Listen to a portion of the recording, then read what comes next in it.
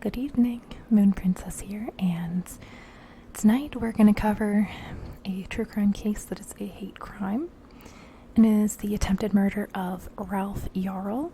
This happened fairly recently. So Ralph Yarl is 16 years old. He is under 6 feet tall. A previous teacher says he is a talented chemistry student, that he has a gentle soul, he's quiet, friendly, has good manners, he's helpful to others, and he's a musical genius, people have said about him. His father says he is an exceptional kid. He's bright, loved by all his teachers, he's athletic, artistic, and a regular at his church. He's in all-state bands. He's an honor roll student at Staley High School in Kansas City. He plays bass clarinet. He takes part in jazz and competitive bands. He's a section leader in his school marching bands. He is considered one of the top bass clarinetists in Missouri, though he plays numerous instruments in youth orchestra. Ralph is a Missouri Scholar Academy alumni of 2022. He attended Missouri's Scholars Academy last summer for some early college life experience. He is a member of the Technology Student Association and Science Olympia team. He intends to attend Texas A&M and major in chemical engineering. He also has had plans to take a trip to West Africa before starting college. While he is still alive today, he has endured a lot. He nearly died, and he has a long recovery ahead. But he is a miracle. It is a miracle that he survived. What I'm about to tell you now. So, also a side note, Kansas City is the same place that Hazlitt abducted and raped TJ, also for racial motives. So, just an interesting thing to think about. So, on April 13th, 2023, Ralph was heading over to pick up his younger twin brothers when he accidentally mixed up street and terrace, and he entered the wrong address. But from what I read, he didn't have his phone with him. He had been asked by his mom, Cleo, to pick them up from a friend's house. The boys were invited to sleep over, but Cleo didn't want them staying overnight. Cleo, his mom. So Ralph went to pick them up around 10 p.m., so like 9:50. According to Cleo, Ralph was not supposed to go up to the door, but his brothers were supposed to run out and meet him and then get in the car so they could head home. Instead, Ralph rang the doorbell, but he didn't see his brothers. He pulled in roughly 9:50. So he actually went to 115th Street instead of 115th Terrace. Ralph recalls it taking a long time before the homeowner approached the front door. Daniel Lester. He says he was just getting into bed when Ralph rang his doorbell. Quickly, Lester collected his .32 revolver and made his way to the front. Lester claims Ralph was pulling on his storm door, that he thought he'd break in, that he was scared to death. He claims that the fear stemmed from Ralph's size, that he was 6 feet and 170 pounds. This is not true. He says the shooting was the last thing he wanted to do. But it was the first thing that he did, so I don't know, dude. Before Ralph could even speak, Lester shot him through the storm door. Ralph never stepping towards entering the home. Nor did he actually cross the threshold either. Lester shot Ralph twice, once in the head and then in the arm. Ralph Yarl was shot in the head above his left eye and was knocked to the ground from the shot. The second shot was to his upper right arm. Sources also indicate there was a witness to the shooting. As Ralph managed to flee, Lester yelled after him, saying, "Don't come around here." It is estimated by some sources that police or help was called around 9:52. Ralph rapped on multiple doors before anyone nearby bothered to assist him. And there was also a witness. So, you know what I mean? You would think that they would automatically get help for him. I'm just saying. Not until he approached the third house did he receive aid from any of the neighbors. And also, you could hear shots. You know what I mean? Wouldn't they come out and be like, "What's going on?" So this neighbor provided him towels to staunch the bleeding, and eventually paramedics arrived on the scene. Ralph was transported to a hospital in critical condition. He suffered permanent injuries. His skull was cracked. He has scarring, and he lost brain tissue. So detectives arrived at the scene at around 10:45 p.m., finding broken glass from the storm door and blood on the porch and street. They also found 2 spent casings from a .32 caliber Smith & Wesson 1888 revolver. Lester was brought to police at 11:22 p.m., interviewed, staying with police for less than 2 hours before being released without any charges. On Friday, April 14th, police interviewed Yarl at Mercy Children's Hospital. By Sunday, he returned home from the hospital, and on this same day, protesters congregated around Lester's home, drawing more attention to the case. It was not until Monday, April 17th, that Lester was actually charged with 2 felonies: an A-class assault for one with a minimum of 10 years and a max of 30 to life in prison if convicted. For the second charge of armed criminal action, this can result in 3 to 10 years in prison. So, Tuesday, April 18th, Lester surrenders to Clay County PD, but he is bonded out pretty easily. No charges for a hate crime were filed, which civil rights leaders adamantly advocate for. It's not about the amount of time you'd get for that, but it's the fact that this is a hate crime. And also there's no attempted murder charge, which there should absolutely be. Even if it doesn't carry the same amount of weight as the assault, he attempted to murder somebody. He should be charged with it. That's my opinion. Let me know if anyone is an expert and has an expert opinion. Again, sorry for the glare in here. It's the time of day. I'm trying not to be up all night, so I'm trying to record during the day. So Lester is due in court next on June 1st. But yeah, they claimed that attempted murder holds less weight and is a weaker sentence, and that it's less likely to be something he's convicted of, which to me is just crazy, just absolutely bonkers. I still think they should charge him with it. Can't they stack them?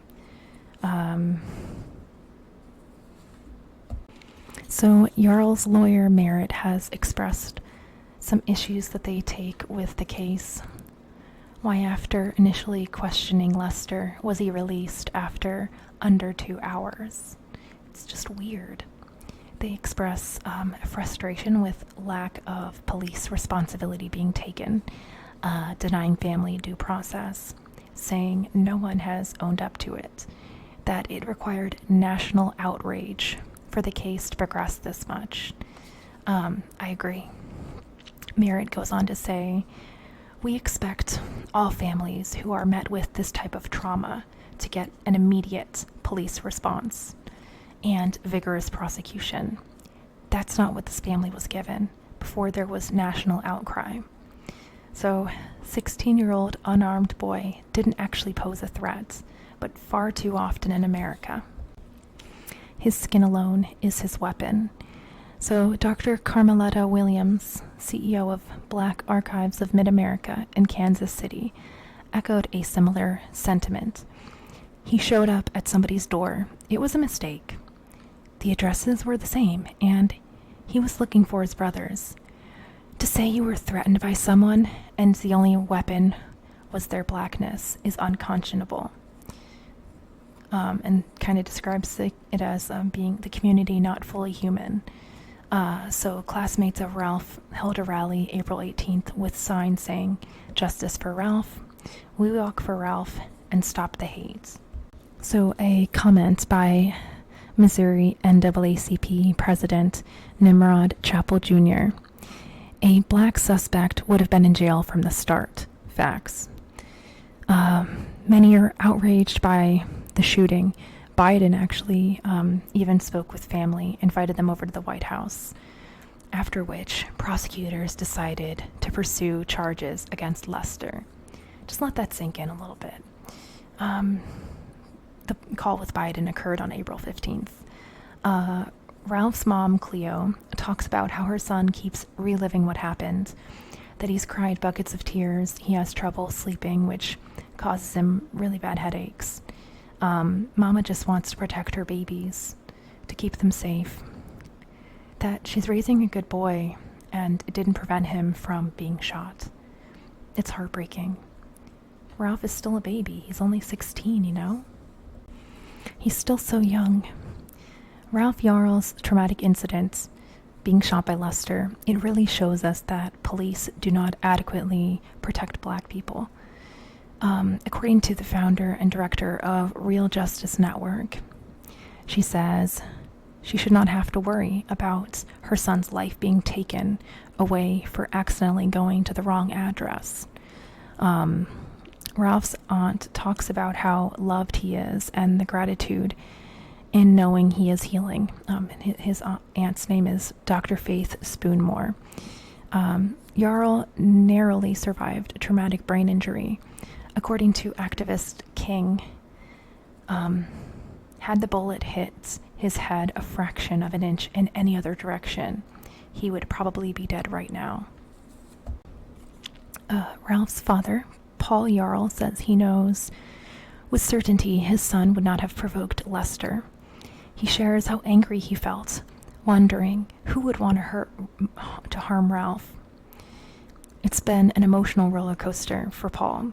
He never imagined such a tragedy would ever happen to one of his own sons, that trouble would never come their way. Ralph is working with a trauma-informed psychologist and therapist, working through the unprovoked attack he has endured. Racial trauma, it's pervasive.